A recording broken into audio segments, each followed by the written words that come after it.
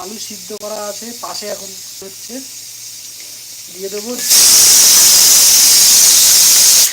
দিয়ে দিলাম গোটা জিরে, তেজপাতা, শুকনো লঙ্কা। এবার যাবে হচ্ছে আদা বাটা। আদা টমেটো একসাথেই পেস্ট করা আছে, তো চিন্তা নেই। দাঁড়ান চিলিটা পড়ুক আগে।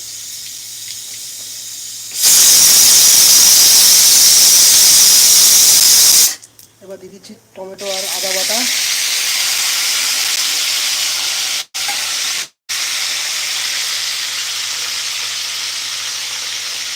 এর মধ্যে দেবো হচ্ছে 2 চামচ মতো জিরে গুঁড়ো।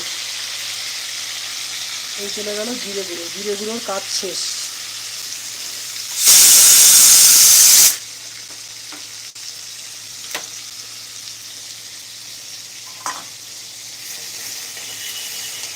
মোটামুটি কাটা আছে, কি দেওয়াই যায়।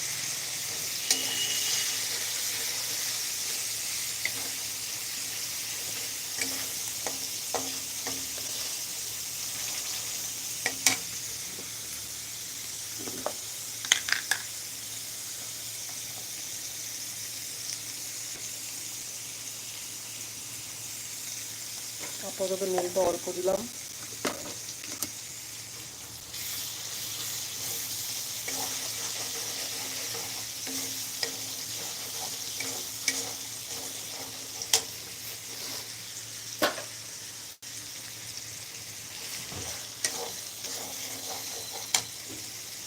এখানে একটু আদা বাটার সাথে লঙ্কা বাটাও করা আছে। গরমটা পড়ছে তাই অল্প লঙ্কা বাটা দিচ্ছি, তাই এখানে অল্প দিলাম,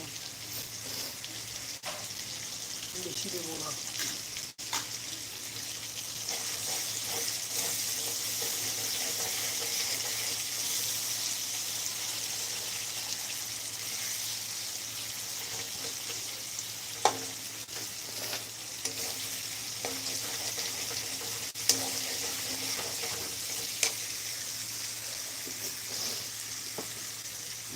আলুটা সিদ্ধ করা আছে, কিন্তু আলু করা আছে কিন্তু 2খানা সিটি, যাতে একটু ফ্রাই করা যায়।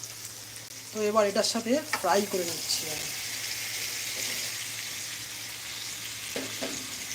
এবার এখানে আমি একটু নুন দিতে পারি, হলুদ দিতে পারি।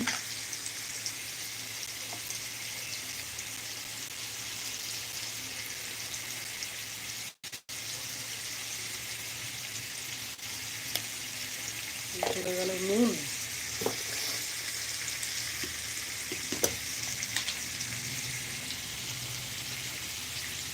এই চলে গেল হলুদ।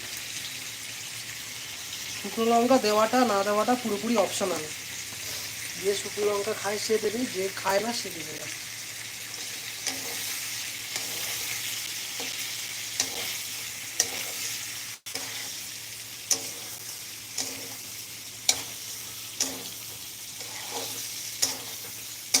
এবার দেখতে পাচ্ছেন কড়াই নিচে লেগে যাচ্ছে। লেগে গেলে জল দেওয়ার আগে আমি দিয়ে দেবো হচ্ছে টক দইটা। টক দই দিলে কিন্তু তেল লাগবে না।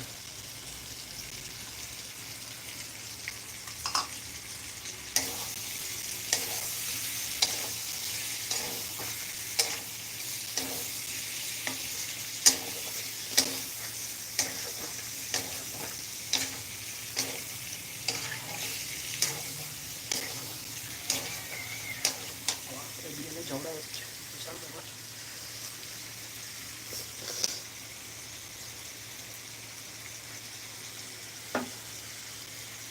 এবার আমি এখানে অল্প অল্প করে একটু জল দিতেই পারি, আমার আলু যেহেতু সিদ্ধ করা আছে এগুলো আমার চিন্তা নেই।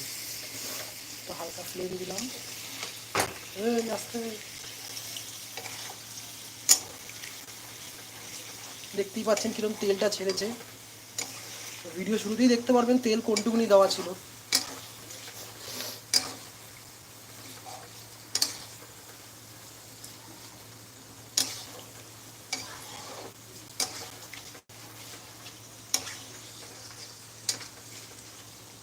আমার এক হাতে ফোন আর এক হাতে